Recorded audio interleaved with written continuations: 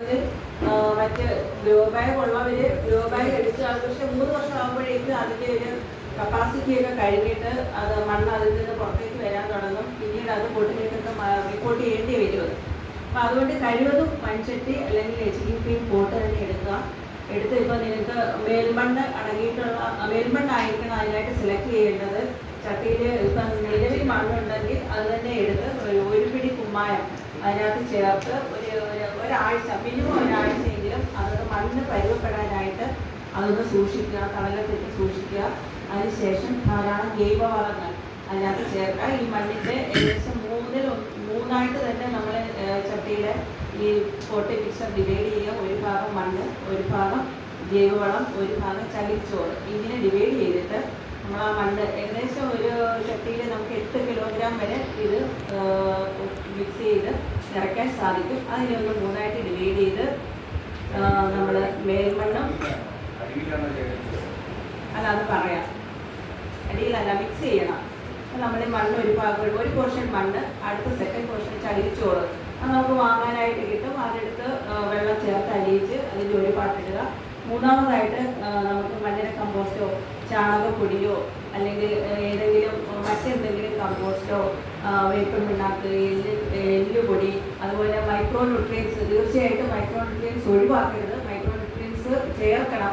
ഇതെല്ലാം ചേർത്ത് നന്നായിട്ട് മിക്സ് ചെയ്ത് പിന്നെ അതിൻ്റെ കൂടെ നമുക്ക് നിങ്ങൾക്ക് പറ്റുമെങ്കിൽ വാങ്ങുക വാം, അസോസ്പൈറിലം ഇതൊക്കെ ചേർത്ത് ഇതായിട്ട് നീമാണോ വളങ്ങൾ കൂടി ചേർക്കുകയാണെങ്കിൽ നന്നായിട്ട് നമുക്ക് ഈ ചെടിയുടെ വേര് വളർച്ചയ്ക്കൊക്കെ നന്നായിട്ട് സഹായിക്കും.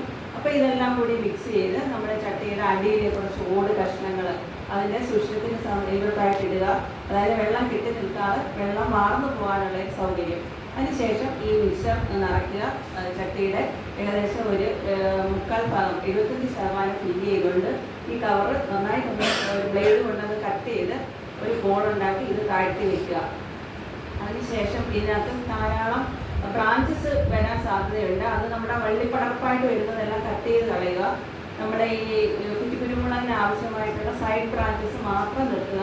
അതിനുശേഷം ഇത് മുകളിലേക്ക് നമുക്ക് വളർത്തണമെങ്കിൽ ഒരു കമ്പ് എന്തെങ്കിലും ചെടിയുടെ ഒരു ഭാഗത്ത് നാട്ടിക്കൊണ്ട് അതിനകത്ത് കയർ ചുറ്റി കൊടുക്കുകയാണെങ്കിൽ അത് കുറച്ചുകൂടെ ഉയരത്തിലേക്ക് വളർത്താൻ സാധിക്കും. തുടക്കത്തിൽ അതിൻ്റെ ഒന്നും ആവശ്യമില്ല.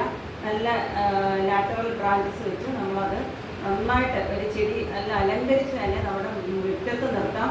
കുറച്ച് വെയിൽ വേണം, വലിയ കഠിനമായ വെയിലില്ലെങ്കിലും വെയിൽ വേണം. എല്ലാ ദിവസവും നിങ്ങൾ ഒരു നേരമെങ്കിലും നനയ്ക്കുക. 2 ആഴ്ച ഇടവിട്ട് ഈ ജൈവവളങ്ങളോ അതിന് വേണ്ട 18-18-18 എന്ന് പറയുന്ന NPK മിക്സർ കിട്ടും.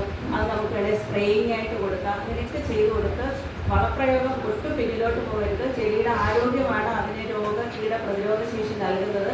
തീർച്ചയായിട്ടും അതുകൊണ്ട് നല്ല ഫുഡ് നമ്മൾ കഴിക്കുന്നത് പോലെയാണ് ചെടിക്കും കൊടുക്കുക. ഈ കാൽഫലം എല്ലാ ദിവസവും എല്ലാ സീസണിലും ഉണ്ടാവും. മഴ സമയത്ത് മാത്രം ഇതിനെ കുറച്ച് മലവെള്ളം അധികം നനയാത്തടത്തേക്ക് മാറ്റി വയ്ക്കുക. പിന്നെ ഇടയ്ക്ക് ട്രൈക്കോഡർമ എന്ന് പറഞ്ഞൊരു കുമിൾ നമുക്ക് ഫംഗിസൈഡ് നമുക്ക് അതിനെ കിട്ടും.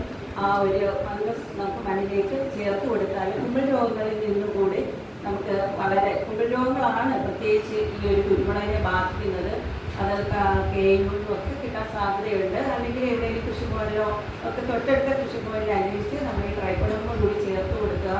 അതുപോലെ തന്നെ മറ്റ് എന്തെങ്കിലും കുമിൾ രോഗങ്ങൾ വരുന്നു എങ്കിൽ നമുക്ക് കോപ്രോക്സി ക്ലോറൈഡ് പോലെയുള്ള fungicide spray 5 ml per litre എന്ന തോതിൽ അതും കൂടെ കൊടുത്തു കഴിഞ്ഞാൽ വേറെ ഒന്നും വരാൻ സാധ്യതയില്ല.